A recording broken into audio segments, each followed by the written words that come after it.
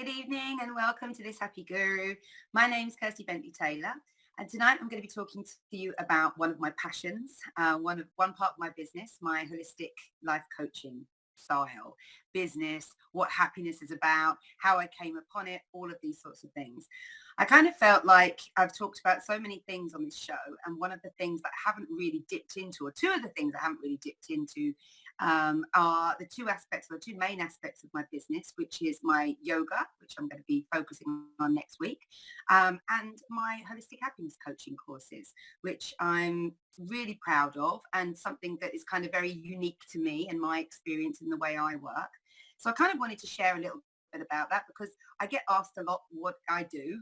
And I often just kind of default back into sort of saying life coaching. And then if pressed, I'll go into, well, actually, it's more what I like to think of as a holistic happiness coaching.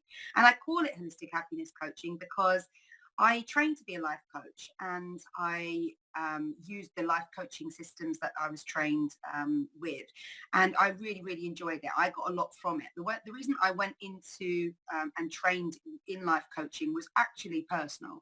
I wanted to be able to help myself out of a situation that I was in. I've spoken about my life and the things that I've experienced a lot on this show. But one of the things that I really wanted to get myself out of at the time was the mindsets that I had become aware of that were holding me back from really feeling good about myself and really feeling good about my role in the world, my role as a mother and as a wife, what it was that I was here to do. I was really struggling with that at the time. I was really struggling with why I was here, specifically me, why me, kind of I had in my mind at the time that, anyone could be a wife, anyone can be a mother. What is it that I personally am bringing to the table in terms of what the purpose of my life, why is it that I'm here, why I'm having all these experiences, why have I gone through all this stuff, what is the message that I need to learn from this for myself, and really what is it that going forward I can kind of take out there and help other people with.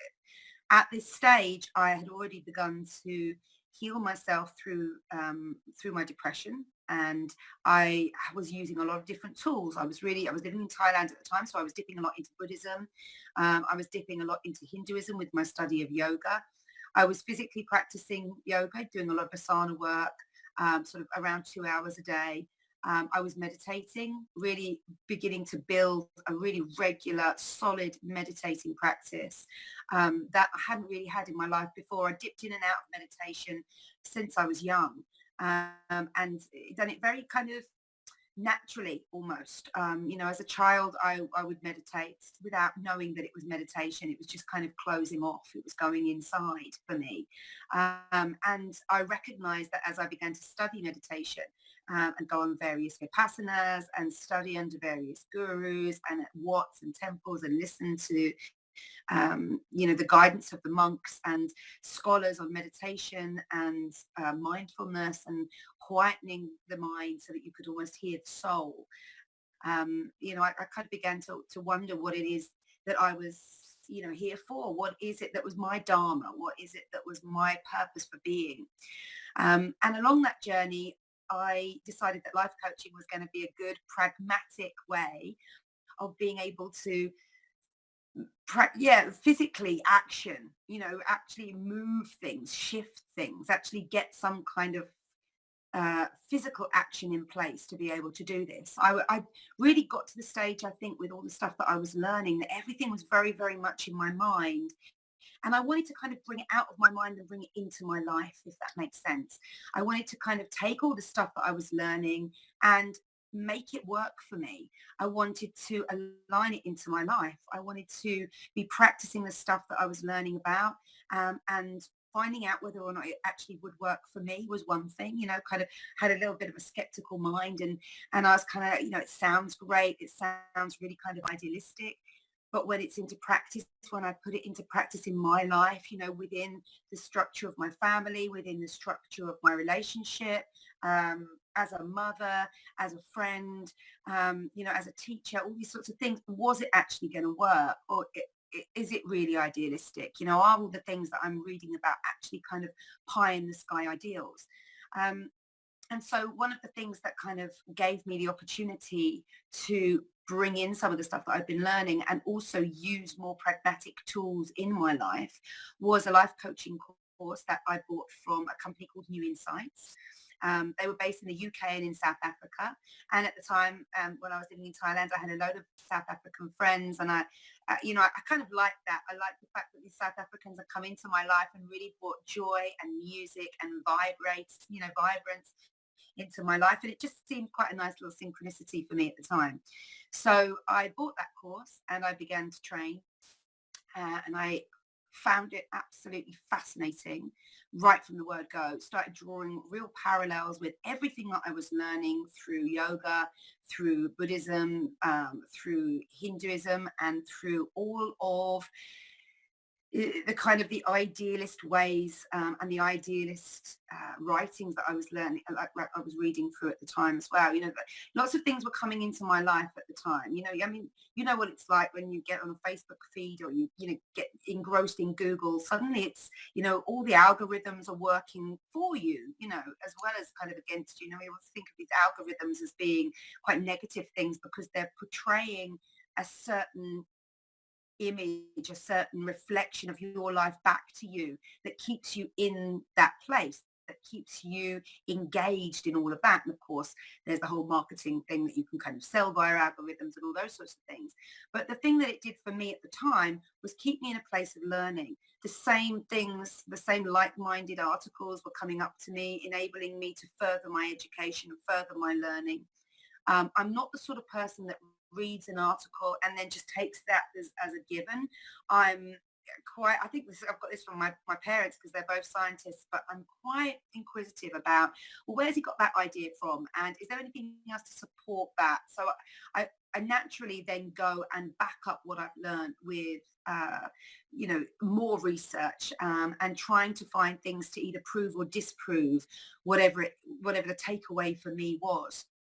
And so when I started to work through the course and actually action some of this stuff for myself, I began to notice real changes in the way I was operating in my life. I began to see things clearly, I think, that I had previously not really paid a lot of attention to because they felt hard. It felt hard to go there. And what happened for me when I was working through this life coaching course was that actually the questions that I had to ask myself and the more pragmatic tools that were being given to me were asking me to be very segregated about my life. They were asking me to look at specific areas of my life rather than look at it as a whole, which can often feel quite overwhelming. They were actually breaking it all down for me and asking me to look at this section and to talk about, to myself effectively, but talk about what it was in that section of my life that I wasn't happy with, and why that was, being quite specific. But this whole breaking down and sectioning things into small pieces really helped me feel like I was beginning to get some sort of control over what was going on in my life. And that really took away the sense of overwhelm and gave me the idea or the feeling as well that actually this could be manageable. And that was the first real big shift that I found in myself when I started on this course. Was the first thing was actually, it doesn't feel as overwhelming as it did. It actually feels like it could be manageable. And that was a pretty big breakthrough for me. I felt beforehand, I had felt like there was so much that had to change. There were so many areas of my life that I was failing at, essentially. And it reflected back to me that I was the failure rather than there were parts of my life that just needed a little bit of tweaking, needed a little bit of altering. Actually, if I looked at things a different way, then I could read things a different way, and I could build a different picture of what that was going to then mean to me and what was actually happening in my life. And I felt a great sense of empowerment from that. Suddenly, like I say, as the overwhelm slipped away, I felt like I was gaining more control. And I loved that feeling. And actually, it brought a sense of excitement into my life. And I felt like I was looking at my life from a different perspective, from a perspective of creating rather than surviving. And as that realization really dawned on me, I began to really appreciate, I think, the magnitude of the work that I was putting myself through. And it wasn't just what I think, what I began to look at was actually what it was that I was putting myself through in the grand picture, because I wasn't just going through this course at the time. At the same time as that, I was regularly going to temple. I was committing myself to shifting emotions, trapped emotions in my physical self that had come up through my yoga practice, which I'd started before I did my life coaching course, and was building up to going to, train in India so that I could have my qualification, so that I could teach that. I knew that I wanted to do something that was going to give back to other people. I've always known that. I just didn't really think that I'd be able to, I suppose, really earn the sort of money that I wanted to be, earn the sort of money that I saw I was going to be able to live the quality of life that I wanted to live with. That makes sense. So basically, I had this idea. I had this idea in my mind for probably 35, 40 years.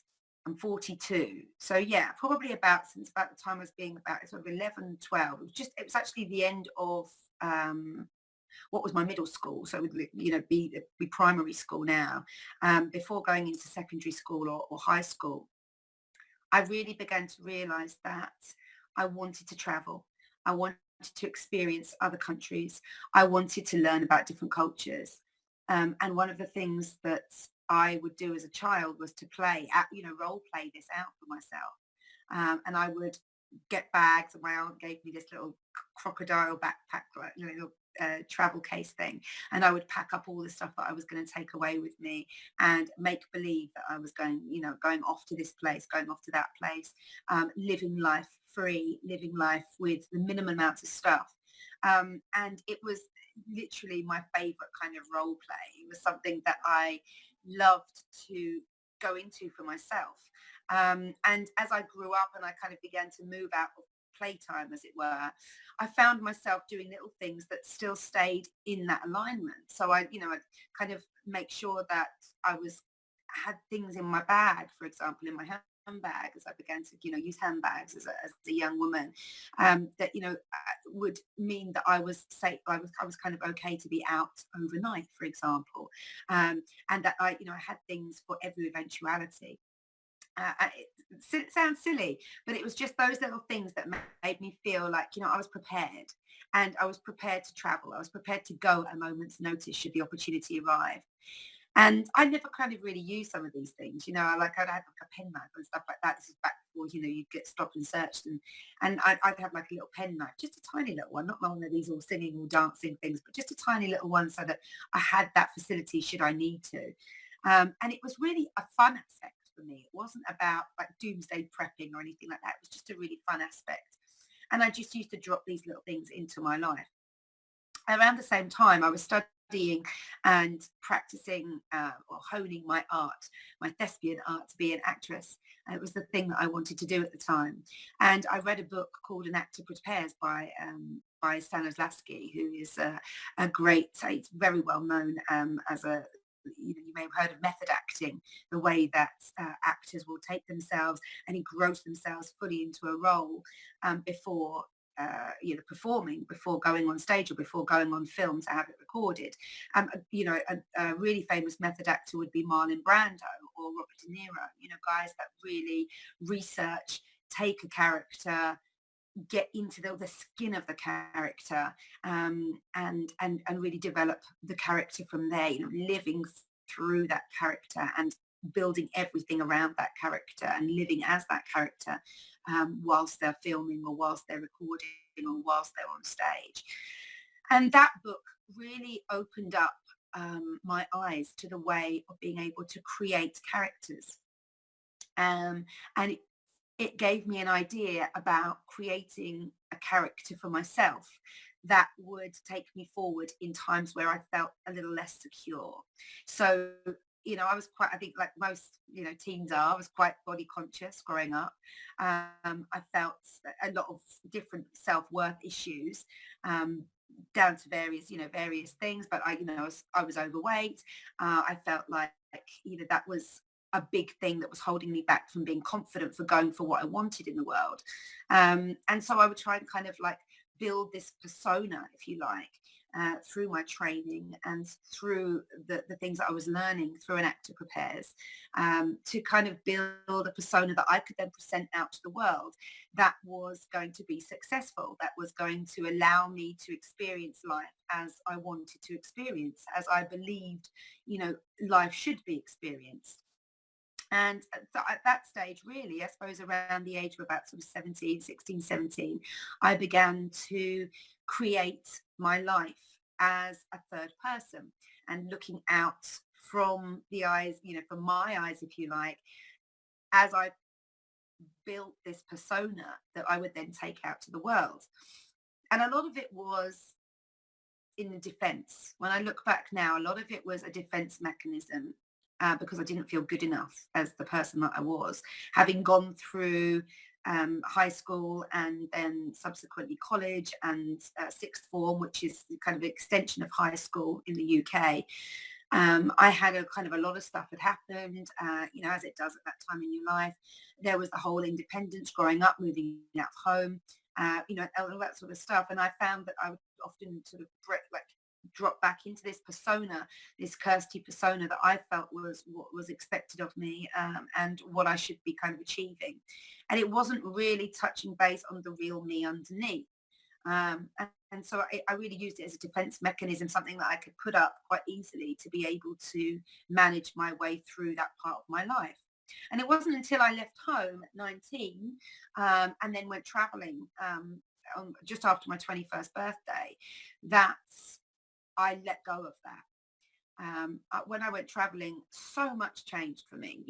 This was back before the internet literally started. I think it was the year that I went traveling. I remember arriving in Bangkok on Koh San Road, and one of the first things I was doing was getting into an internet cafe and setting up my Hotmail account. Hotmail was one of the first uh, email accounts to be launched, and everything was kind of going through either Hotmail or then subsequently Yahoo, but Hotmail was the big one at the time.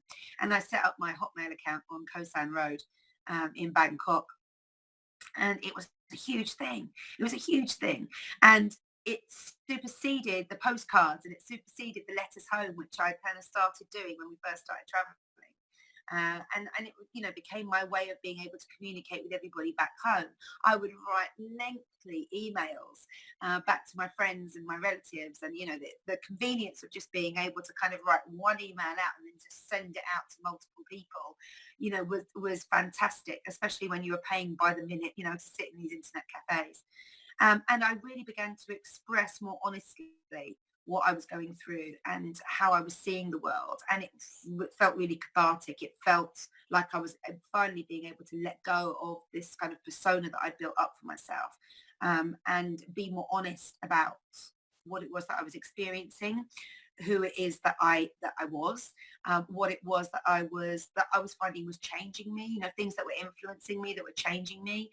I lost a lot of weight at that time as well, traveling around, doing all this kind of, active sport, not eating as much, eating much healthier foods for me, because went around Southeast Asia, and Australia for just over 2 years.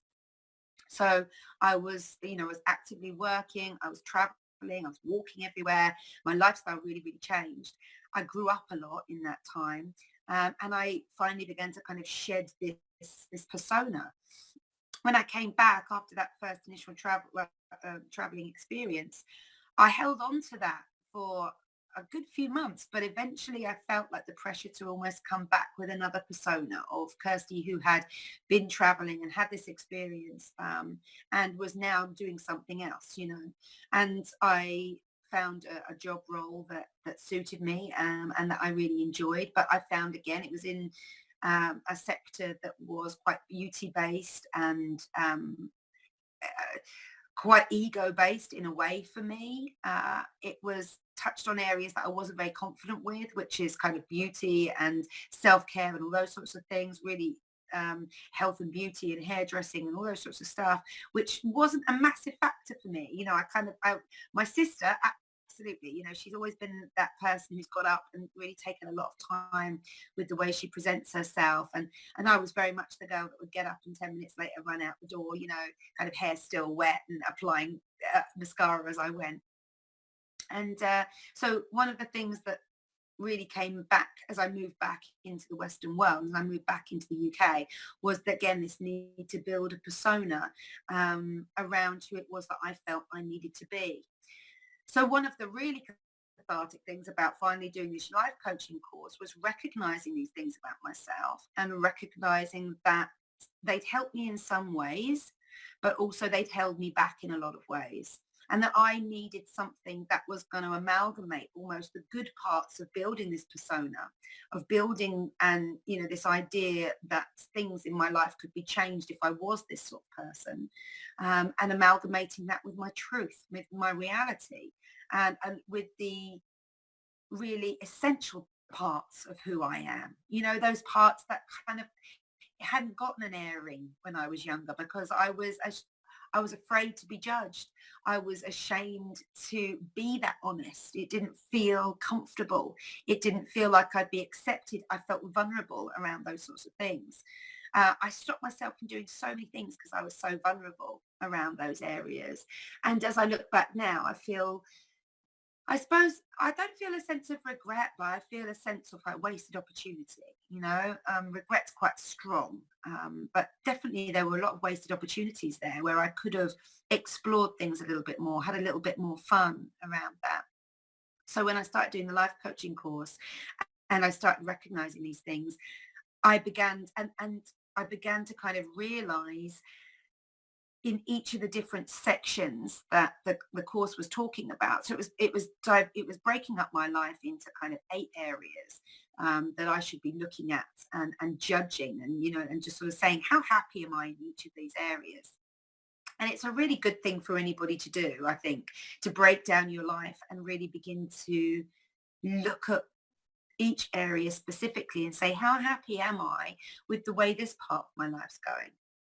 How happy am I in these relationships?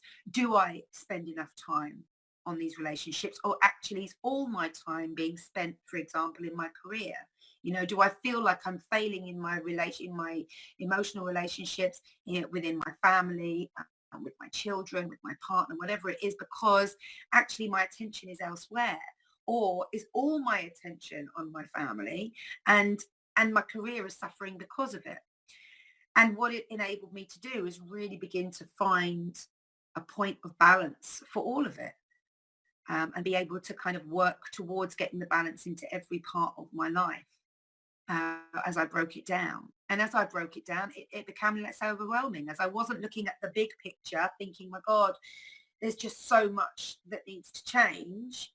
As I began to break it down, it became much more manageable, and it became a lot easier as well for me to see past the emotional side of it all. Because, you know, when you're thinking about your family and you're thinking about your career and you're thinking about your social life and you're thinking about money and you're thinking about your spirituality, there's a lot of different emotions that are tied around all of those sorts of things. You know, when I think about spirituality, for example, and my connection with the divine, with the world, with spirit, with source, with the universe, whatever you want to call it, I don't feel any sense of failure. Whereas if I look at my career, if I, certainly at that point as well, when I looked at my career, you know, the business head, my sense of purpose, if you like, and what I was actually putting out to the world, there was a real sense of failure around it. But as I divided that up and as I segregated all that up, it was really good. It felt really good actually to say, actually, I'm not failing in this, this, and this. You know, yes, there's a sense of failure around that, and that I need to look at. But actually, in these parts of my life, I don't feel like I'm failing, and that felt really good. It felt really good to be able to recognize that the feeling that was niggling away, you know, in my mind that would keep coming up to be presented and to be looked at didn't blanket across the whole of my life. It was actually quite specific to certain areas. And as soon as I began to realize that, things began to shift. I began to breathe more easily. It sounds silly, doesn't it? But I really did. I began to feel as though there were some areas of my life that actually I was really excelling at, and I'd never given myself that before because of the sense of overwhelm about looking at everything in this kind of big life ball. you know, I'd really gone into such a sense of overwhelm in so many areas. And when I broke that down, I removed that. And and suddenly these areas became accessible. And not just accessible, but it became really easy to define what it was that I wasn't happy about in those areas. Easy to define, not always quite so easy to work on and to work through and to find an answer for, and that was where some of the other stuff that I was bringing into my life at that time, and that was coming into my life at that time, even, just kind of dropping in to say hello and me going, wow, this is an amazing tool. Like, how come I've never heard about this before? And so as I was working my way through my life coaching course, I was also studying Buddhism. I was also practicing my meditation. I was also doing my yoga. I was also learning about cellular biology. I was learning around numerology. I was experiencing and delving into astrology, and the marriage between numerology and astrology, actually, and how fascinating that was. And all these things really felt super, super interesting and exciting to be bringing into my life. And I enjoyed learning more about them. I enjoyed furthering myself, bettering myself through these avenues. I didn't find them to be a challenge. I just found it fascinating and so much resonation, so many times that I would kind of have these, yeah, absolutely, big aha moments, if you like. And I think that as I was going through this kind of pragmatic, um, well documented, um, theory or thesis, if you like, through the life coaching, at the same time, I had all this kind of external study and this external practice that was keeping me grounded in a life-changing experience, what turned out to be a life-changing experience, because everything coming in together brought me to this realization that actually the structure that I'd been given through this coaching course was great, but I needed the other stuff as well. I needed to be able to get the physical part of me nailed as well. I needed to be able to learn about, study, resonate with the energetic study of, like, that quantum physics will show you, and that cellular biology was telling, was fascinating me with and blowing my mind about kind of all these things about the way the physical body works. So I needed to connect deeply within myself, to be able to heal myself physically. And I needed that, as I looked at my life and I looked at where the negative stuff was really presenting. One of the main things that I was living with on a day-to-day basis was my physical health.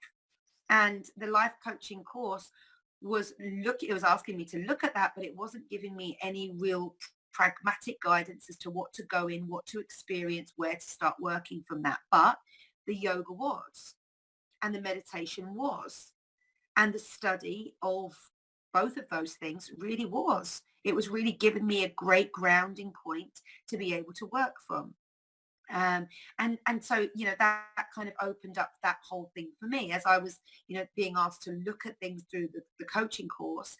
As I looked at it, so I was bringing in the learning that I'd had from so many other different avenues and influences that had come into my life. And so that was really paramount to me being able to engage and really feel into my physical body, and build a connection that I hadn't had since I was a child. And I think that I distanced myself from as a teenager, if I'm honest. As a child, I was really quite physically present. I did a lot of gymnastics. I would, be very, very present in my physical self through movement, through dance, through song, all these sorts of things. And I really used my body to express myself and to enjoy myself and to lighten myself, to be able to bring joy into my life.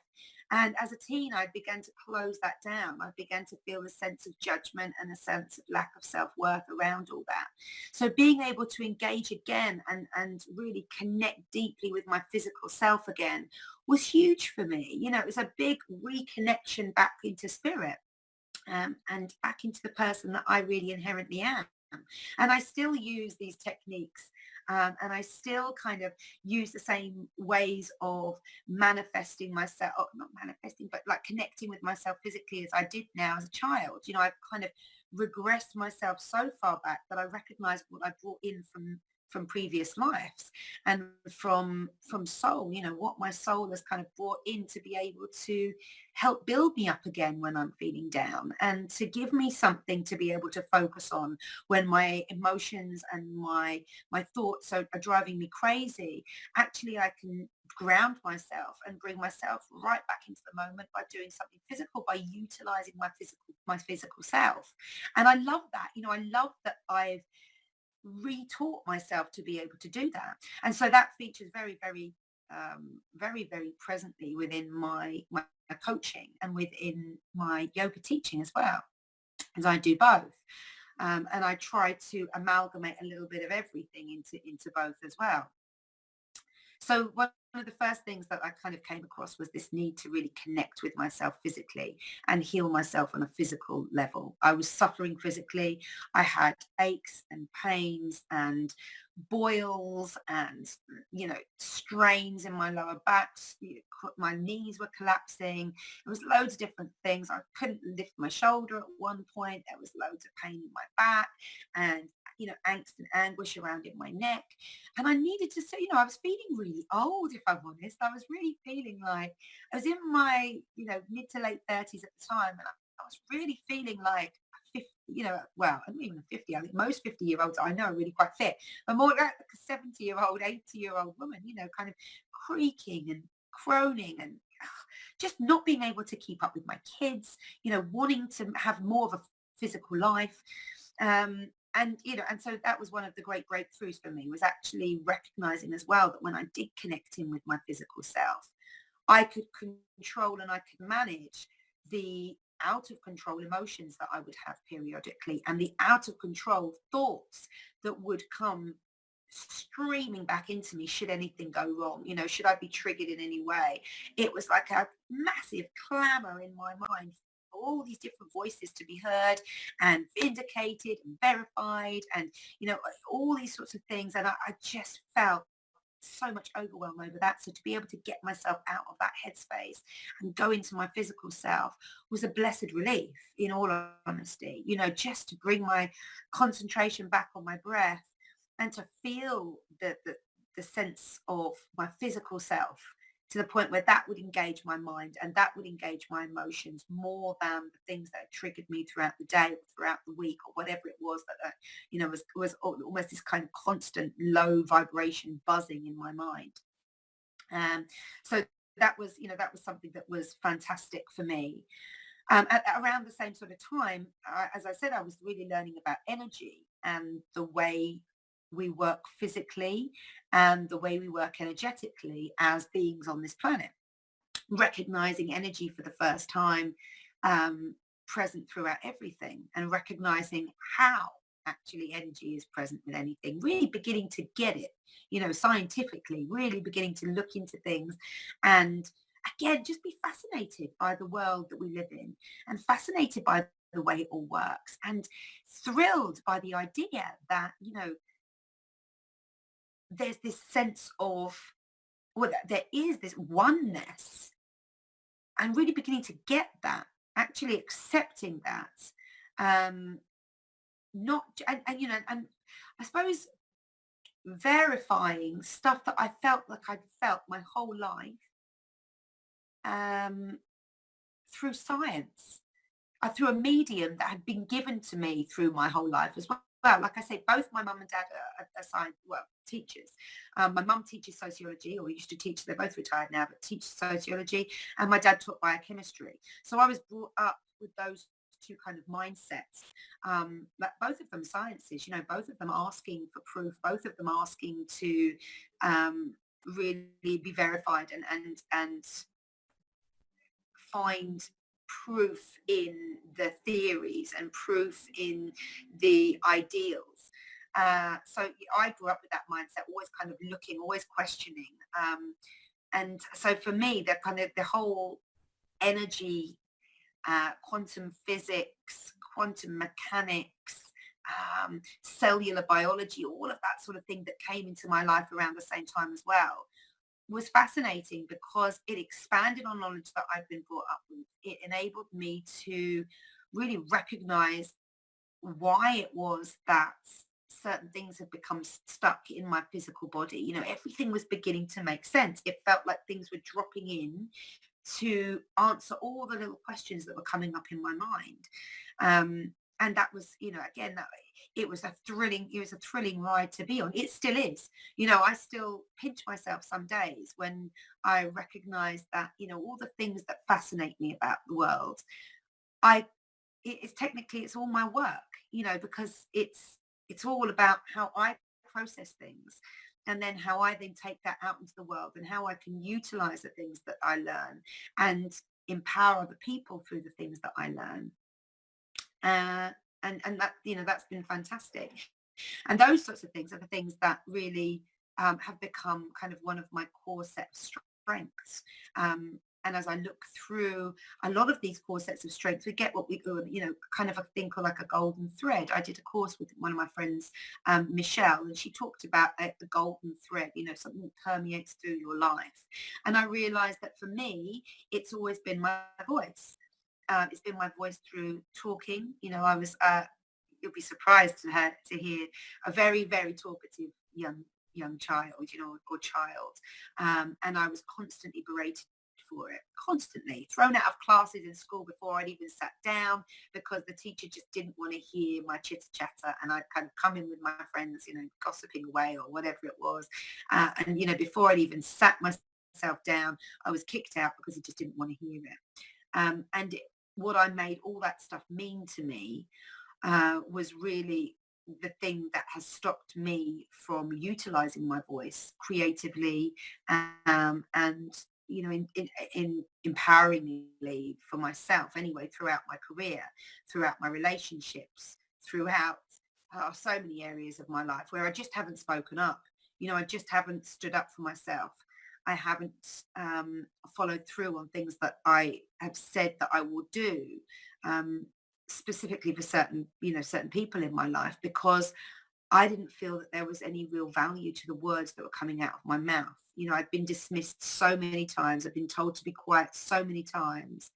And that, the work that I was doing really began to highlight that reality, and to reflect back to me what I'd made that mean, and what my own meaning of this had, how it had affected my life, what it had done to my life, how it closed me down, how it shut me off.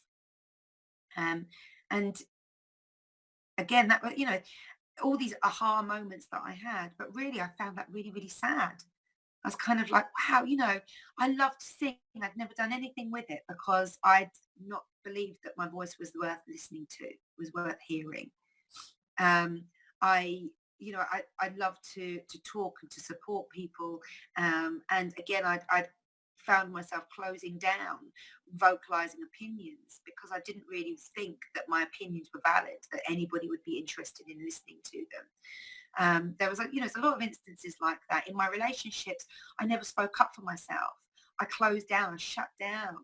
Instead of sticking up for myself and saying what it is that I wanted, I would just go along with and then deal with all the negative thoughts that came out after that. And again, just keep closing them down, constantly pushing them down inside of me, so that I didn't have to deal with them, and so that they wouldn't be heard, because I didn't feel that there was any value in the words that I had to say, in my opinions, in my voice.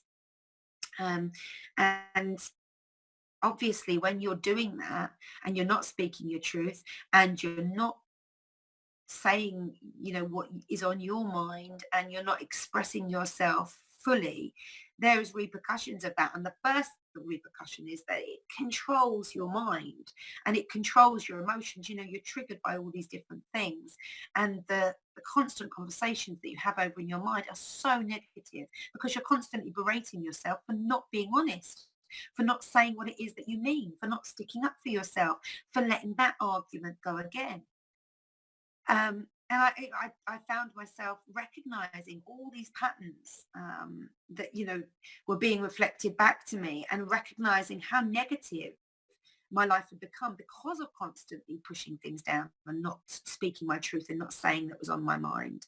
Um, and so I was looking at, you know, energy. I was looking at my spirituality. I was looking at my physical self. And then I realized that all of those things were affecting and were affected by my emotional self and my mindset that followed that, you know, like my intellectual self, or my the voices that would go on in my mind following this upset, the emotions that would be kicked off following the upset, and the mental images and the vocab, you know, the way I would talk to myself in my mind subsequently to it. You know, I'd constantly berating myself for not saying what was on my mind, feeling like, you know, nothing would be valued, that my voice, you know, was worthless and not, you know, not worth being heard. And then coming back to myself with, you know, well, how will you ever know if you don't try? What's wrong with you? You're spineless, you know, stick up for yourself, say what it is that's on your mind. What have you got to lose? But never quite getting there. And so working through the life coaching course with all these things around me as well, I slowly began to shift through things. I began to let go of certain things. And more than anything, I recognized what it is to be able to create your life then on a daily basis, looking at the things that you wanted to change in your life and actively putting in place pragmatic uh, not reasons, but pragmatic ways of working that would allow me to build a different reality for myself, that enabled me to be a person who would say what's on their mind, that enabled me to stand true in who I was and speak my truth and not be scared of all those things, and really allowed me to move past loads and loads of fear. And of course, when you move past fear and you begin to dispel all those things and you begin to live in your truth and you begin to express that truth, the same energy is sent out into the world. You begin to receive back confirmations about who you are from people. You know, all these kind of this confirmation that I was looking for, um, this outside acceptance of who I am, and you know, the reception from people who would meet me was really, I didn't realize how important it was for me, but it was really, really important. So when people began to come back to me and say, oh, you know, like, I love listening to you doing this, I love listening to you doing that, it felt like I was coming home, because it felt like I was stepping into who I really am. And I recognized so much strength in that, not just for me as an individual, but also for me as a mother, for me as a wife, for me as a business owner, you know, and for me as a sister, for me as a friend, you know, all these sorts of things. I began to empower other people by standing true in myself. And it felt really good. That's what I wanted to do. You know, I wanted for people to see how important it is that they shine their light the same way that I'd kind of got this reflection back to me, how important it is that I shine my light. And what I mean by that is being true to yourself, being honest with yourself, and really living the way you want to live in the world, irrespective of the conditioning, irrespective of other people's limiting beliefs, irrespective of all the kind of the bullshit, I'm going to say it, you know, the bullshit that comes with the conditioning in Western society. And it was liberating. It was really, really liberating. And it makes me feel still to this day that I live in a society, I live in a community, but I'm just a little bit on the outsides, because that's where I choose to be. I choose to dip in as and when I need it, but I'm not going to be dictated to by it. My life is not going to be run by it. And I'm not going to create kind of a lifestyle that feeds into it so that somebody else has control over where my life is going and my destiny and my dharma and all those sorts of things, which is what I feel like I've really gained from consciously bringing the awareness of creating my life daily into everything, the way that I live. So this is like the beginning. This part was really the beginning for me of devising my own holistic happiness coaching program. I recognized that the program that I took myself through wasn't enough, actually. I began to work through it with clients initially. Kind of, again, it was a bit of a confidence issue for me. I began to try, work through the steps, work through the program, and I saw a lot of success and a lot of a lot of people really, really doing well through the program, which inspired me to do more.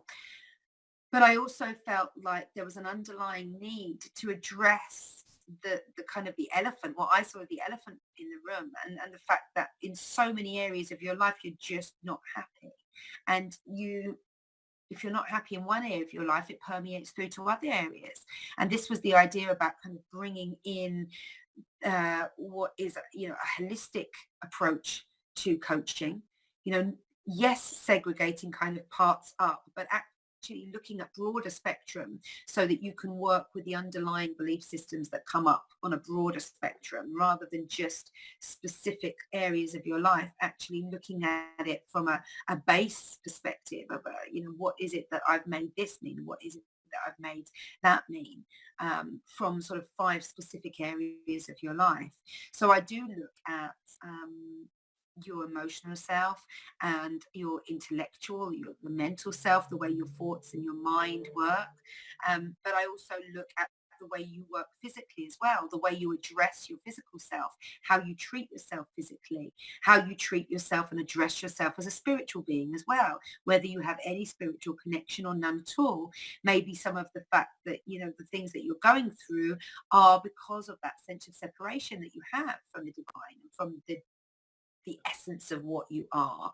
I also began to look at energy in that sense as well. When there's a massive depletion of energy, what it is that's underlying that depletion of energy. How is it that you can bring yourself up again and really begin to recalibrate, so that you can, take your best self out into the world. So I started really looking at these 5 major areas of energy, spirituality, your emotional self, your physical self, and your intellectual, your mental self, and began to look at the base of happiness around all that. And as I began to work with people feeling more into this, being guided more intuitively, I began to see really different results, quicker results.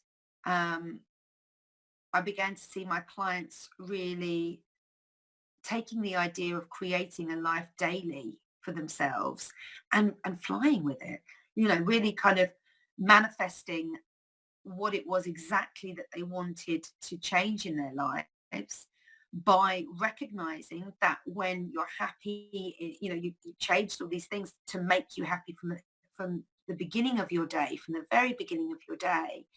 That stands you in such good stead as you then move through everything that life's going to throw at you, that actually you come from a place really of response rather than reaction to the things that life's going to throw at you. And you are able to control yourself a little bit more because you feel more control in your life, but also because you've set in place things that are going to make you happy and make you feel good about yourself before you've even started your day. So this is one of the ways that I work with my holistic happiness coaching, is to begin to isolate all these things out, to begin to remove the obvious blocks, and then begin to put in place ways of creating your life so that every day you wake up and you feel enthused about what you're going to do. You put into yourself so that you're not exhausted. You don't feel overwhelmed. You feel like you're in control, and you feel as though actually you're putting into all the parts of yourself that need to be, that need to feel like there's energy coming in there, like that they haven't been forgotten or left by the wayside, that they're not important. because these parts of you are always coming up to be recognized. So that was kind of one of the reasons that I started bringing physical practice into my coaching, and meditative practice into my coaching as well, being able to, through meditation, being able to mindfully affect your emotions and your mental, the thoughts that you have, the mental thoughts that are streaming through constantly throughout the day, how to manage those, how to be able to look at them almost from a third person point of view, so that you can stop yourself, and instead of kind of free falling down that path of self-destruction, actually stop, recognize, um, and rewrite that so that you can come at it from a different angle, and an angle that's going to support you more in your own personal growth, but also that's not going to trigger off other things in you or in people around you because of the way that you're using the choices that you're making. So yeah, that was kind of the beginning of my holistic happiness coaching part of my business.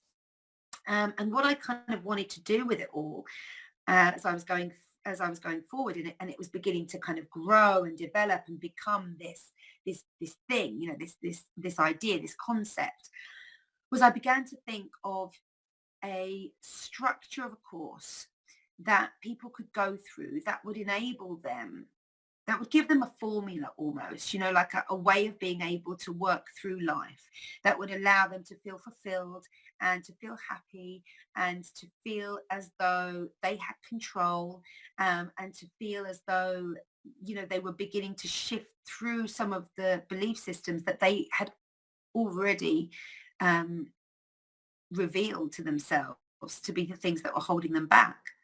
And it worked really, really well. Actually, it felt great. My clients were reflecting back to me that it felt great to do the physical work.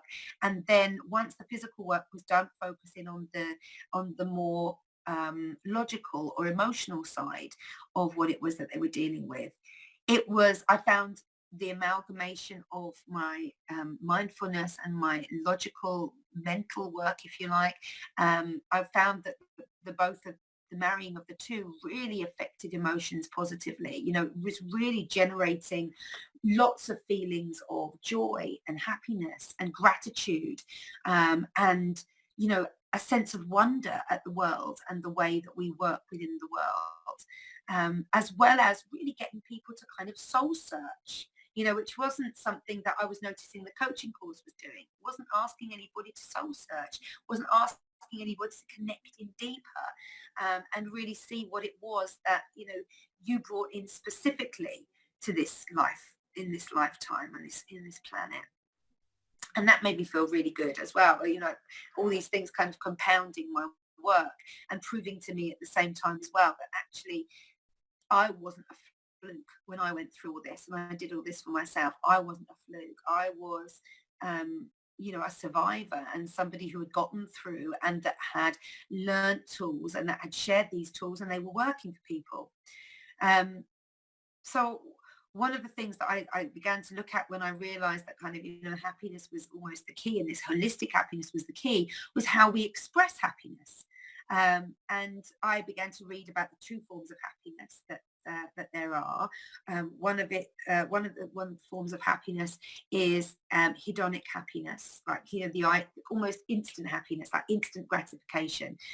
It's related to sensual pleasures, related to kind of addictions and stuff as well. Why we drink to be merry, why we might take drugs to increase our level of happiness, those sorts of things.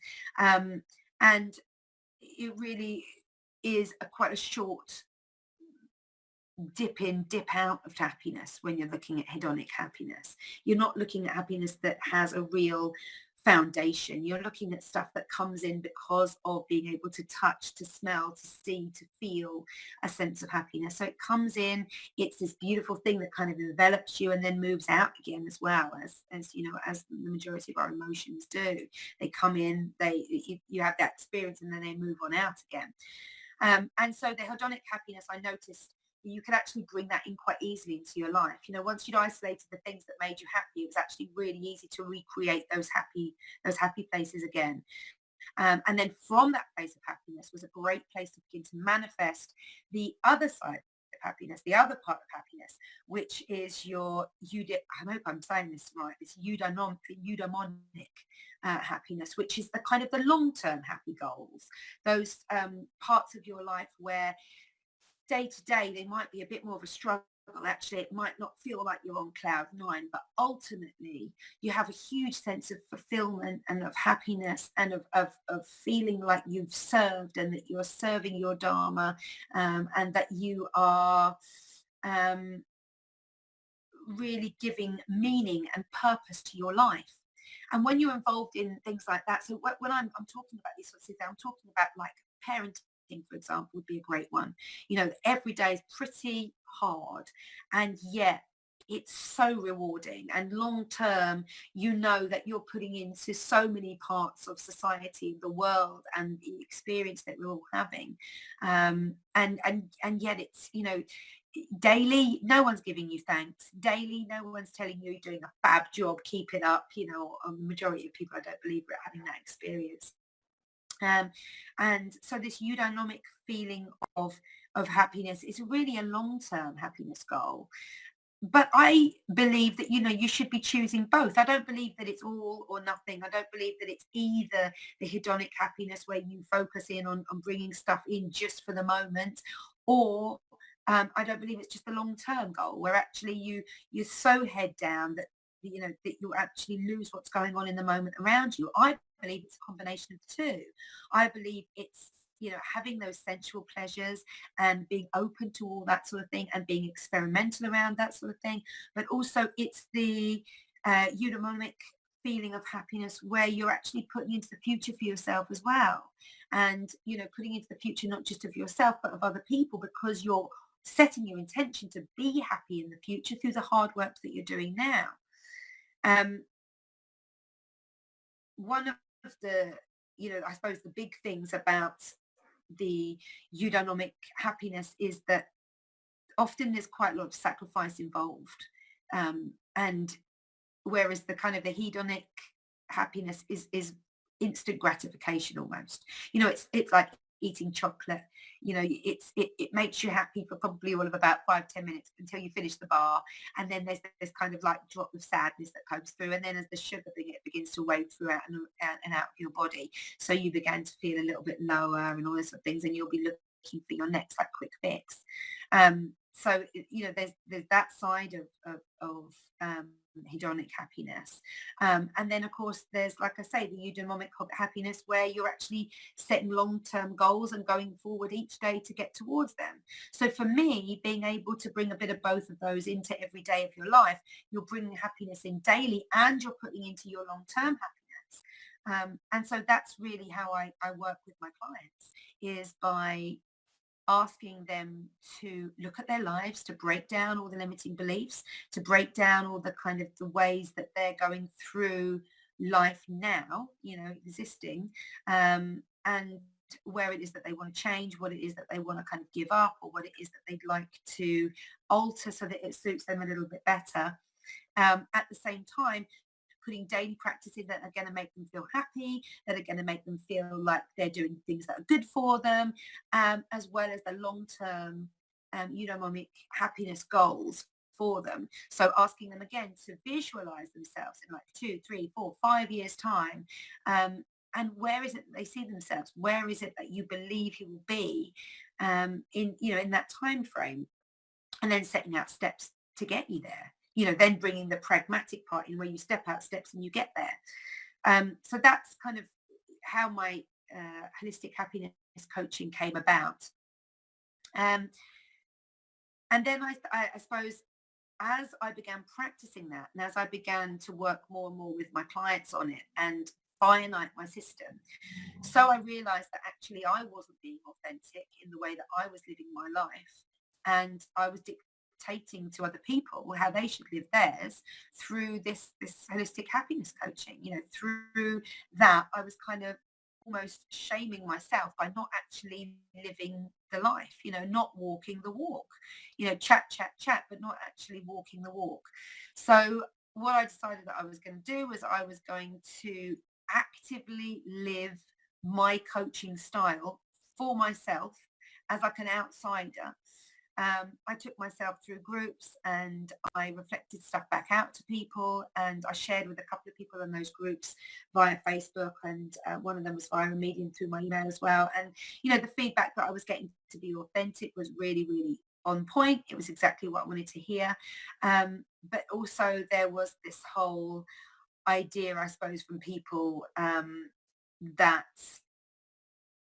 you how can I say, you you need to be able to distinguish from the two as well. So you've got your long-term goal, you've got your short-term happiness goals. You need to be able to kind of have a picture of the two of them that amalgamates daily for you to be able to focus on and manifest what it is what that you want, you want in your life, you want coming into your life, or you want to receive. Um, so I choose to bring in both ideas of happiness in my coaching course. I will ask you to look at the future and isolate what's going to make you happy there. But I would also ask you every single day to get up and do something that makes you happy and that makes you feel good about yourself, so that that's the mindset that you start off your day with. And often that's dropping in physically. Often that's being mindful physically, so that you can recognize the body that you're living in. The idea that your body is a temple really rings home here, because you sort of think to yourself, if there's any problem in my body, I'm affected both mentally and emotionally. That's going to annoy me, or it's going to upset me. It's going to add another challenge. It's going to add another thought process, all those sorts of things. So the minute that something like that, you realize something like that, you begin to look for the things or the times where you can express and demonstrate those things out as well. So for sure, I started kind of bringing in the more pragmatic approach, and asking people specifically to write down things that made them happy, and to try to make those things simple things as well, stuff that's not going to cost an absolute fortune. You know, it does get to a point where you start citing things that you'd like to do, and people that you'd like to hang out with, in environments that you'd like to hang out with, and that sort of thing, why that would make you happy. And a lot of it is based on feeling like that's the way that we live, that actually, like, for example, going out into a club and, feeling like you're someone special in that club, or when you're brought up on stage or whatever, and every day that club's open, they're bringing up a different person, but because it's you, because it's that day, you bring in this, idea of being stronger, and more aware than other people are, and then you begin to feed into your ego. And when you begin to feed into your ego, you begin to again separate from that reality that you're trying to create for yourself. I hope that makes sense. As soon as you begin to drop back into the persona, the ego, you begin to lose that connection with your reality that you've been building on. So I had a couple of those moments myself where actually I just slipped back in before realizing that this isn't who I am anymore. I'm not that person. I don't want to be that person. I've changed. I've had this experience and that experience. And actually I need to stand tall as who I am now, not who I was, not who people are expecting me to be, but who I am now. And so that's kind of where that came from. My holistic happiness coaching now is very different, because I tend to either work existentially with my clients, like at the other end of the phone, Skype or WhatsApp or whatever, as well as working with them one-on-one. So I have like the polar opposites. I have either one-on-one clients, or I have my clients that I work with across the phone. And there's like quite a nice distance between that, and being able to kind of really physically work one-on-one with someone, because it's actually exhausting holding the space for people, energetically holding space for people. And it's one of those things that I love to do. I love to be able to hold that space, but at the same time it can be really, really tiring. So I've got into kind of a nice balance with it. But if you were going to be working with me, what is it that you could expect? This is quite a question I get asked a lot. And I say to people, I work really pragmatically. First of all, expect to be actively doing stuff daily should you choose to commit to it. What's changed my life the most from everything that I've done is creating my own daily practice that is unique to me, that fills me up based on all the things that I recognize about myself, all the beautiful creative things, all the ideas, all the inspirations, and even the copycat moments, and making that my own and then going out and living that. So if you are in a situation at the moment where you're kind of feeling to yourself, I'm just, I'm not really getting anywhere. Life's just plodding on. I'm not really very happy with this. I've been in a relationship that I shouldn't have been in for a long, long time. I need to get out of that. I don't know where to start. There's so much fear around it. There's dependency around it. We co-own property. We co-own, savings. We co-own children, or we co-parent children. One of the things that I would do as a holistic happiness coach is actually bring all these sorts of things into your physical awareness and then begin to move through them, first of all physically, then emotionally, and then sort of mentally as well. Like the mental side of it all will come in quite naturally, but that generally is how I would work. I would work with you independently, asking you to identify, encouraging you and helping you identify with parts of your life that need addressing so that you can move forward, and move forward in a sense of peace, and in a sense of almost excitement about the life that you're living because you're creating it daily. Now, one of the parts of my course is quite, everything is tailored. Everything that I do is tailored to the individual. So I have my kind of basic course guidelines. And then when I work one-on-one with people, I tailor it towards the way they are feeling that day, the influences that have been on their life for at least the last 48 hours. I'm quite specific about who I work with and how I work because I need to feel like I'm beginning, I'm sending my message out. And again, this is all about my voice stuff, really, but I'm sending my message out and the right people are hearing it. Those people that would benefit hearing it. It's not just throwing out a net randomly and hoping you catch a few fish. I want to be able to really allow people in and allow people to try and to learn and to experience so that they can then go out and begin to build their own daily practices. My own daily practice consists of getting up in the morning, meditating, doing some yoga asana practice, then getting up and beginning to get my kids ready for school, and my son, and seeing everybody off, making packed lunches, doing the ironing, doing the washing, all those sorts of things. And I wouldn't change any of those. Those are all things that I've put in that I want to create. I know it sounds boring, but some of it sounds boring, but at the same time, it needs to be pragmatic for me to be able to get things done.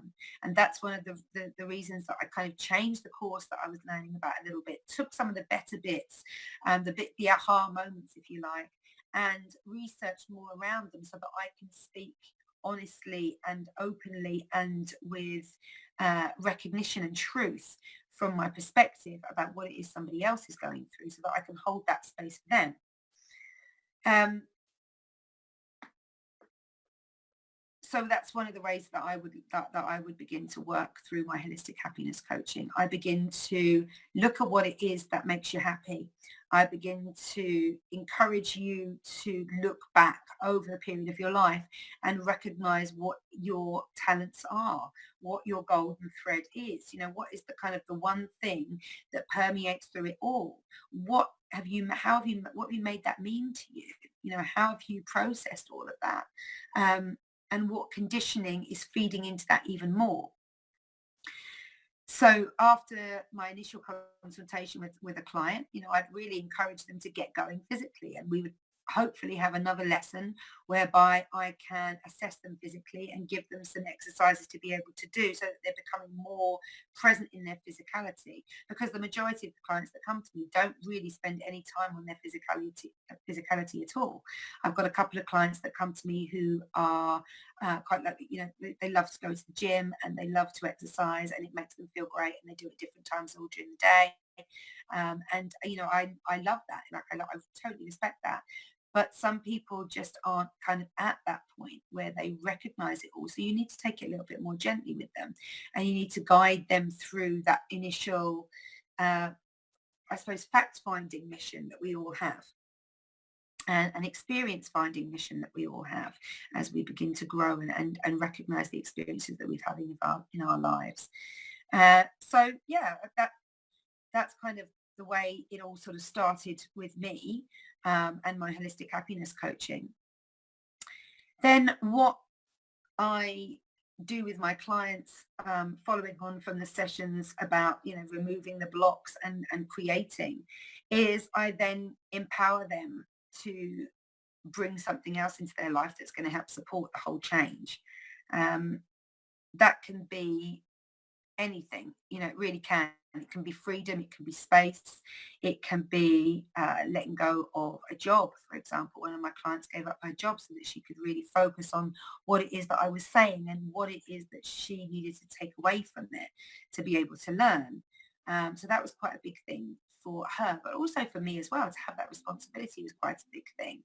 I haven't had that responsibility since I was little. Um, so, being like, and I'm talking about really being responsible for my sister, being, fully responsible for a younger sibling, a younger child. Um, yeah, that was a really big thing for me. So then the next thing I looked at was the physical practices that I could put in place to be able to still isolate the 5 areas, or still work on, sorry, the 5 areas that I'd isolated already. So something physical that was going to work on emotions, something physical that was going to work on your mental self, something physical that was going to work on your physical self and on your spiritual self. And this is where, again, I kind of really tuned into the yoga and began to focus on teaching that, alongside the life coaching. So if you live locally to me and you're able to, then I suggest, you do, and you're looking to kind of change your life, I definitely would suggest doing one-on-one coaching, because it's not just your emotional and your mental self that you're addressing here. It's your physical self, it's your presence, it's your energy, it's your spirituality, it's what your dharma is, it's all of those sorts of things. So it's it sounds really complicated. It sounds like that you get so many words in your mind that it will close you down, but actually it becomes quite easy and quite, again, I suppose, cathartic. It becomes, quite easy to just kind of let go of the hit of what it is that you're feeling in your body through moving your physicality, and vice versa. If you're feeling something in your physicality, go into your mind, use the meditation and go into your mind. But begin to consciously create. And that's the thing with the holistic happiness coaching. It's encouraging people to consciously create every single day. And that's big, it's a massive thing to have to go through. It's a massive thing to open up for yourself and to give to yourself. So that's one of the reasons that I'm so passionate about doing my holistic happiness coaching, because I just see so much change in people when they're going through it. And I see so many kind of aha moments and realizations that they haven't been true to themselves and that they need to be, that actually it's detrimental to your health and to your well-being when you're not true with yourself, you're not honest with yourself, and you don't just tweak things a little bit, changing those things that really need to change, but tweaking those things that don't necessarily need to change quite as much, but still need a little bit of attention. One of the other things I think that uh, I find fascinating is beginning to find out about what it is with each of my clients that they bring in specifically to this world. So I've spoken again about past life and future life regression. That's always been something for me that has fascinated me. And whenever I can, or whenever I feel called, I go back and often get taken through like a regression to help me understand more and more about myself. And what I kind of wanted to bring that in with the happiness coaching as well. So this was the idea about going through this life, going back through this life, looking back through the years up until you were a child, and isolating things that happened in those years, in those decades, or in those 5-year periods, whichever you feel most called to work with. Being able to really uh, bring that to my clients was a big thing as well. It was kind of a big shift for me, big shift out of a comfort zone and into, again, full on authenticity. Um, and so I love, but what I loved was really being able to see other people finding what it is that they're really good at because they just didn't know. All these years they've just kind of plodded on and gone one way and gone the other and not really found anything that has made them feel alive or something they can really get passionate about. That's who they are. There's a lot of grey faces just trudging along London Bridge, isn't there, just to go to a job that, you've trained to do, therefore you do. It might not be your passion, it might not be something that you enjoy, but you're just doing it because it pays the bills. And that's, I suppose, one of the things that I still continue to enjoy every day, and that I've definitely learned I do without even thinking sometimes, is, get into the headspace of being a certain person again, getting into the headspace of being Kirsty, and what it feels like to be me, and how it is that I can address other people, and what it is that I can feel um, has been my message. So again, you begin to look through at people's lives and find the golden thread, find the purpose behind it all. And that can really be quite enlightening as well. Even if you've always, like, your whole life been a mechanic, for example, it soon becomes obvious as you go through your golden thread that it's not just about the mechanics, it's about machines, for example. That's the way that you process things going forward in your life. It's about machines, it's about getting a job done. You're that logical that it's that direct, and it continues on like that. I The whole thing is fascinating to me. I love working with people anyway. I've always been a people person. So that when I am with a client, I had a new client today, and I find, like, the synchronicity with the clients that I'm getting, and the way I'm living my life, or I've lived my life, or the things that I'm still processing, it all comes up alongside my clients to be worked through for me at the same time as well, which is lovely. It gives me a chance to really feel as though I am creating my life, and actually the more I create my life, the more I get from my life, the more it gives back to me, and the more it enables me to create even further. So that's pretty special as well. Um, and there's things like, there's kind of ideas about what it is that you can do to make yourself happy. But one of the most powerful things that I do is, like, write a list of gratitude. Um, I wrote one out today. In fact, actually, I wanted to kind of give you an idea of what it is that I write with gratitude, and why it is that I write it. So the first one that I've written down is connecting with a new client. This was today. Connecting with a new client, sharing life experiences, realizing that we are of the same tribe and both juggling and both identifying with the synchronicity of being a blessing from the universe. Connecting with a new client, sharing life experiences, realizing that we are of the same tribe and both identifying with that synchronicity as being a blessing from the universe. And boom, that's kind of like a big aha moment. Getting feedback from a client about how working with me has changed her life, and how much more confident she feels around decision making and taking control in her life after a session with me. So things like that I love to hear, because it makes me feel like my clients are getting it, that actually they're seeing the changes, that they're seeing what I put in, and they're getting out exactly what I want them to get out. So that really makes me happy. Number 3 is having the freedom around work to be able to take my dog for a wonderful walk in nature every day, and then being able to collect my kids after school. So both my husband and I were picked up by other people after school when we were growing up, and both of us hated it. And we both said once we're having children and we're having more children, we don't want this anymore. If the kids want to get up and get in with us, we let the kids get up and get in with us. If they, have had a bad dream, we can either go out to them and hold them, or they can come into us and hold them. And it just is that, I'm not prepared to kind of have other people's judgments and ideas about, why it is that my son or my daughter might not be sleeping, or why it is that they're crying, and all these sorts of things.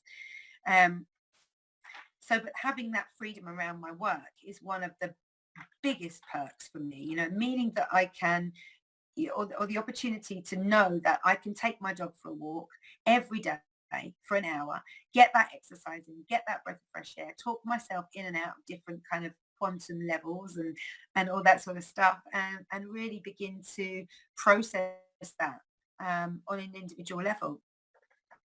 Then after that, I've put learning about Buddhism, meditation, yoga, quantum physics, cellular biology, numerology, astrology, divine energy, sound healing, and essential oils, and of course, all about vibration. When you're talking about all these sorts of things, I'm really talking about the vibration of them as well. And if you're lucky enough to be able to try one of the oils on offer at the moment, again, being able to allow people to connect in with that part of themselves and introduce that part of themselves. If you're able to, if you're an avid stargazer, for example, and you connect in with the astrology, being able to bring that into your life every day as well, so that you can see the magic from the astrology. All these sorts of things, they really make me happy. Learning about these things, they make me happy. They give me enjoyment. It is sensual enjoyment on some level, but at the same time, it is also it is that endonomic happiness as well that is long term. It's like a slow burner. The happiness is there at the end when you recognize that they're kind of done and it's all good and they've done really, really well.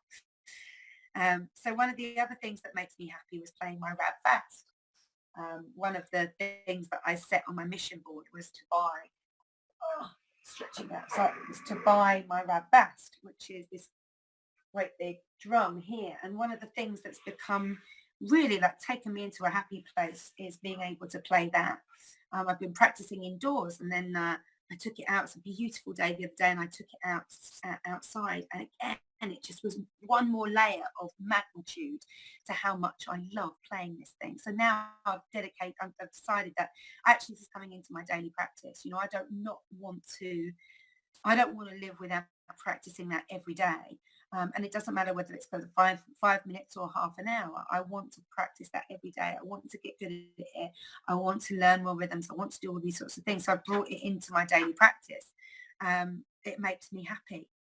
Therefore it's in type thing.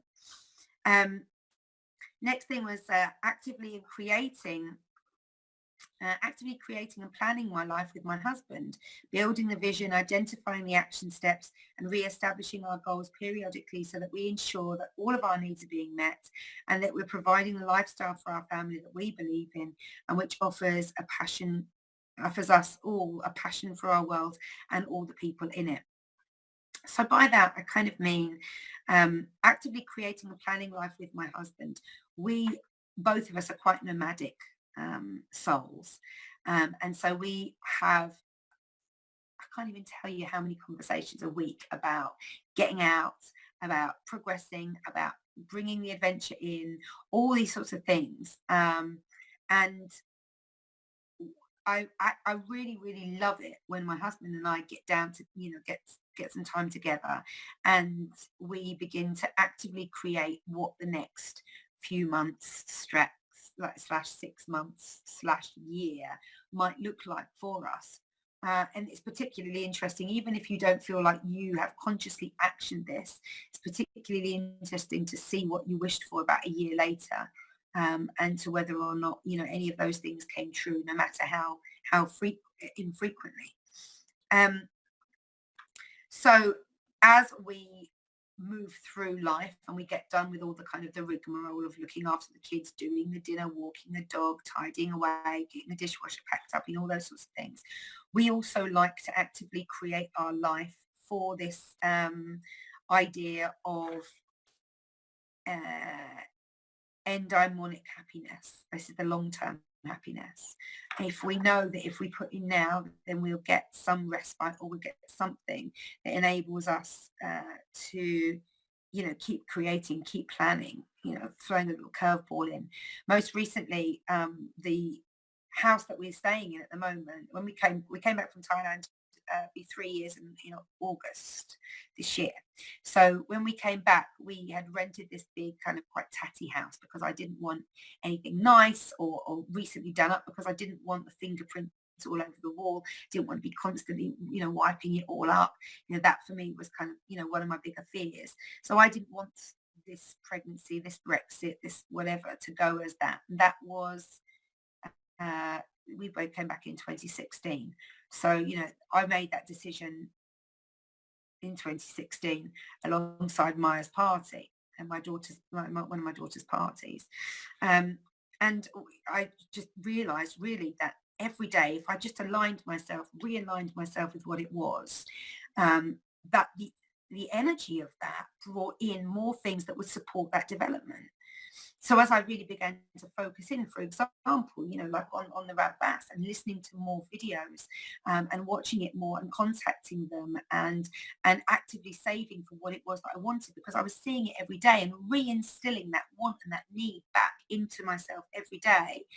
And within a couple of months, I'd managed to save the money. I'd got the drum at a discounted place because I've been constantly on it. So I've been able to take advantage of the money off a promotion thing that they got going at the time.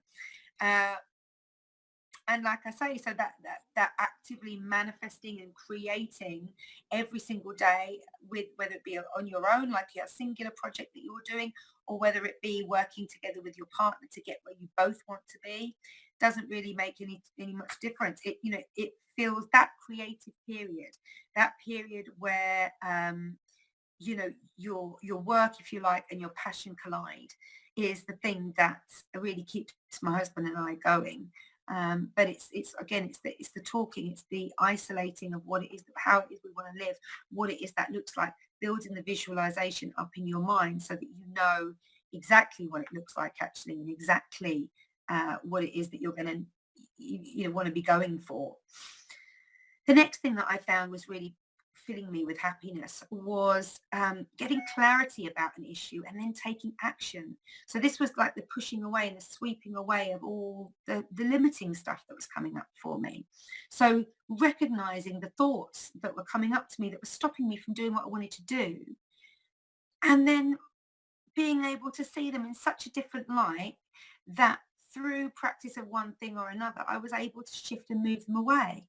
That's huge, that ability to be able to do that for me. And I still do that every day. When I see things coming up asking to be heard, I'm mindful enough to be able to go in and ask exactly what the problem is. Ask why, why I've got this belief system, so that I know where it's come from, and then push past the procrastination, and towards the belief, so that you can actually begin to taper the belief and change it so that it suits you, and suits the lifestyle that you want to live, or the life that you want to live. And then the other thing was seeing, feeling, knowing the fruits of my labor, keeping me in a place of happiness daily, and recognizing how far I've come and how far I want to go. So recognizing all those things, being grateful for them. Like, gratitude is such a strong emotion and such a strong practice. And it enables you to really feel a closeness with the world. When you're grateful for everything, you really feel close with everything. You recognize your place in the world. You recognize how much you can do for other people, how much they can do for you. But it's just about taking those first steps. And as I said, that procrastination that I'm so very guilty of, I'm still working through, literally daily. But still, I instead of looking at the massive picture and getting overwhelmed at the massive picture of what I'm procrastinating on, I choose to break it down and look at the smaller bits and just hold a space for myself. I'll often use my oils or, massage or something like that to really close my mind down and bring it into the idea of what it is that I want to write, and then go from there. So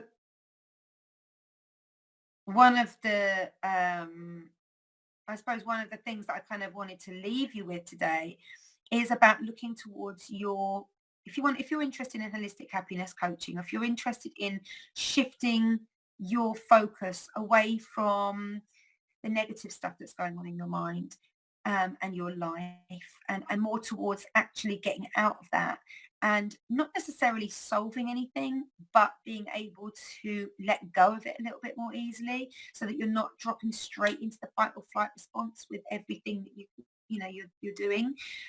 One of the easiest ways of you being able to do that, is to either contact me for the coaching, obviously, but also start looking at your life from a point of happy, from a point of, okay, what is it that makes me happy, and really get clear on that. I can't tell you how important it is to be able to get clear on all the things that motivate and drive you.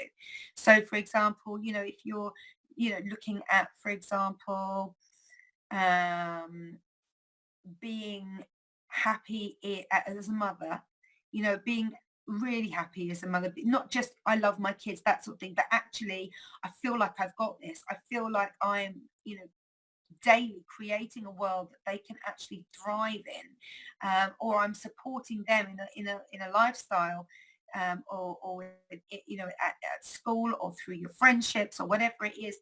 I'm enabled to support them and grow through all this sort of stuff because I know how to hold that space for them, because I know what it feels like, and what, the space that needs to be held for them, if you like.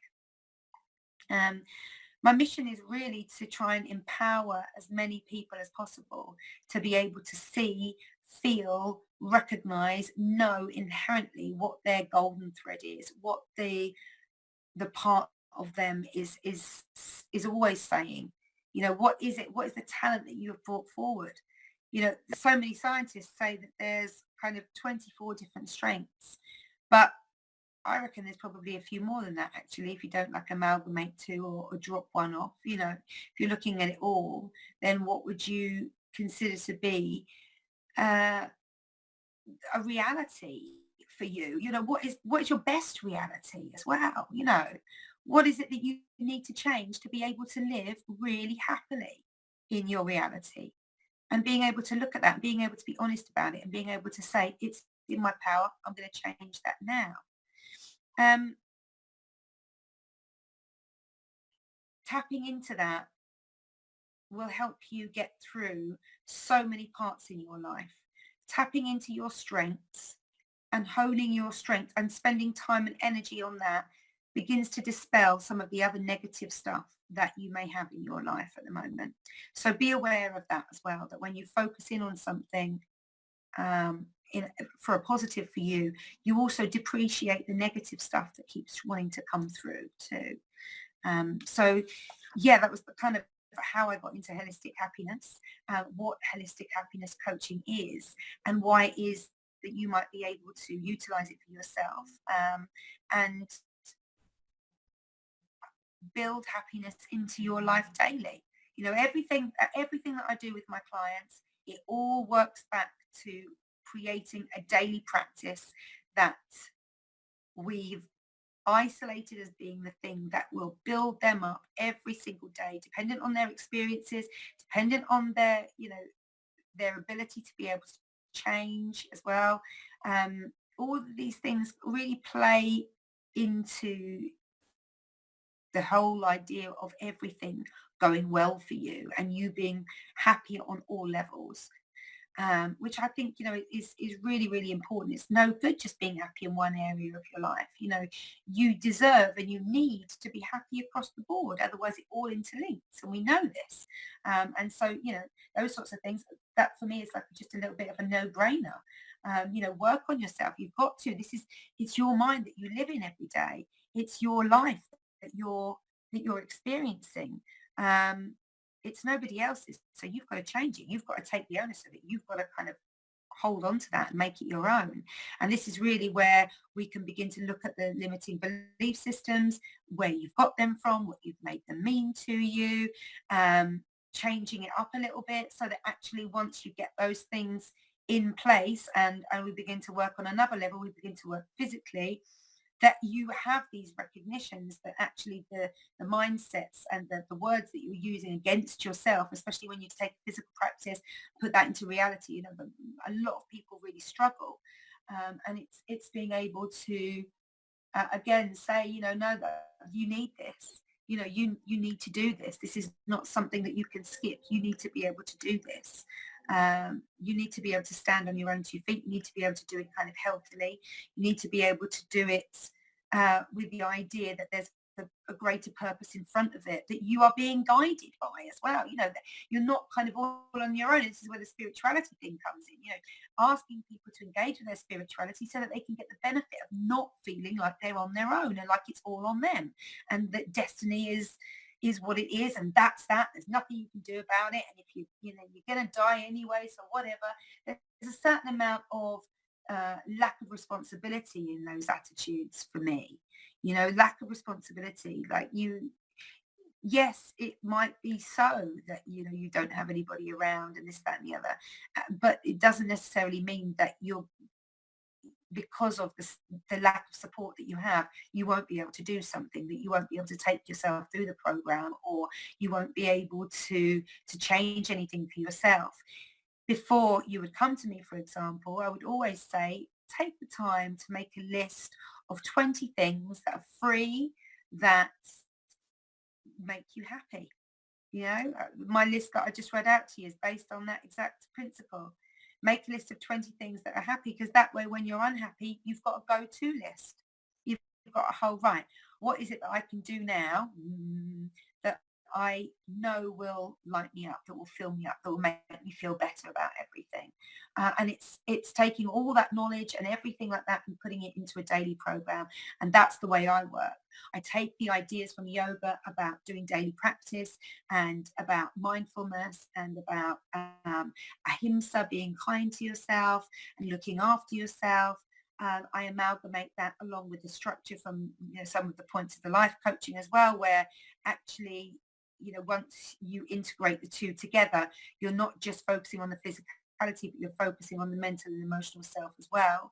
I hold space for the tears for my family, for the tears of my daughter particularly. I hold that space for her, so that she can go through whatever she needs to go through amongst change and about all that sort of stuff that we're doing in our lives at the moment. And we begin to build a daily practice, something that you feel confident that ticks all of those boxes for you, that enables you initially. And then we do another direct consultation where we up the ante a little bit. And actually, it's time for you now to develop yourself into this, whatever pose it might be. And then on the flip side of that, what's really, really important is that you begin to live that life that you're creating in your mind as well. That thought is creative. You have the thought, you then take it out and you live that life, and be your best self, because that's what you've already isolated as being the key to it. So having the confidence to stand true and stand tall, and you hold that space for yourself as well, is really, really important to me. So that's really basically how my holistic happiness coaching course goes. You would be asked to kind of, like, speak to me candidly about the way that life is going. The more honest that you can be, the more honest that I can be. The more honest that I can be, the more changes you'll see shift. And the easier it becomes actually to receive things like criticism and stuff. A lot of people really take criticism or reflection, as a direct insult onto what it is that they're doing, the way that they're presenting themselves, the person that they are, all that sort of thing. It's the way the ego really manipulates it to its advantage to hold you in one place. But when you begin to create your life daily and reflect that back out to people, it's great for being able to really just prove without having to say a single thing. Just shift the energy around yourself and around the other person if there's a person involved, or the situation if the situation involved, or the routine if a routine's involved. Shift your energy around that and allow, as all the pieces come down, just to settle as it is and accept it for as it is. And again, acceptance, love, tolerance, it's all about being able to accept yourself for who you are and love yourself unconditionally. And what I try to do with my holistic happiness coaching is like devise a formula that allows you to feel fulfilled, happy every single day, something that you can learn, something that you can practice, something that you can apply, and then something that's easy to grasp, easy to practice, so that there aren't so many questions, there aren't so many catch-up sessions, if you like, and actually they just my clients just begin to start running a little bit on the spot with this idea that we've devised for ourselves. So I hope you found that informative and interesting. If you've got any questions, please post them below me. I'd love to hear them. Again, this is going out to Facebook and Instagram. So if you've got any questions about anything I've discussed today, then please just give me a shout on one of those 3 forums. It's been lovely explaining this, I think, today. It just kind of feels like it's been it has been the longest time that I've spoken about what it is that I do. Usually I abbreviate it so that people can understand, but being able to talk about it has again given me a greater idea of my sense of purpose and how I slide and how I fit into the world in terms of what other people are doing as well. So I appreciate that opportunity to be able to do that as well. This time next week, I'm going to be taking you on a wild roller coaster ride into my yoga practice. I'm actually going to be physically showing you some asana practices as well, so that you can perhaps begin to dip into a little practice at home. Yoga is for everybody. You do not need to be flexible. You don't need to have any specific clothes. You don't even really need a mat. Some of the stuff that I'm going to be showing you next week, you can be doing in front of the television. You can be doing on the bus. You can be doing in the car while you're waiting for pickup. You can be doing it while you're walking down the street. All those sorts of things. So next week's going to be about the yoga and showing and demonstrating to you all some of the asana poses that will generally be able to help your health, clear your immune system, enable you to really stand tall as who you are, and what that looks for you. So thank you so much for joining me. As always, I'm super, super grateful. Take care. Have a wonderful night. Namaste.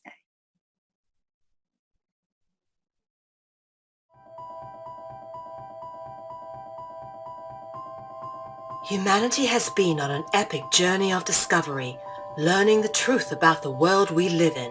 New discoveries about the true origins of humanity, ancient history, free energy, as well as the systematic corruption of world governments are now on the forefront of our daily reality. Is the world headed towards destruction based on control and power? Or is an opportunity now being presented to shift and uplift into a higher consciousness? My name is Mel V, co-founder and creative director of Conscious Consumer Network, an independent broadcast network that was launched on the 1st of January 2015. Conscious Consumer Network provides full training and an interactive support network for all broadcasters, and we are always looking for inspiring and educational content. Hi, this is Lainey Liberty. And this is Miro Siegel. Conscious Consumer Network has expanded to multiple broadcast locations, increasing our availability and reach across the world, remaining on the cutting edge of independent media. If we wish to create a better world, we must first create better media, geared towards real education instead of indoctrination. You guys really are what changing the world is going to be about. It's educating kids at a grassroots level.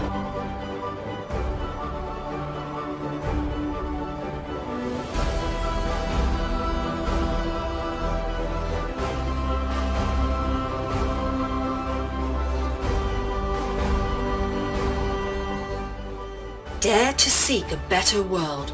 Support independent media.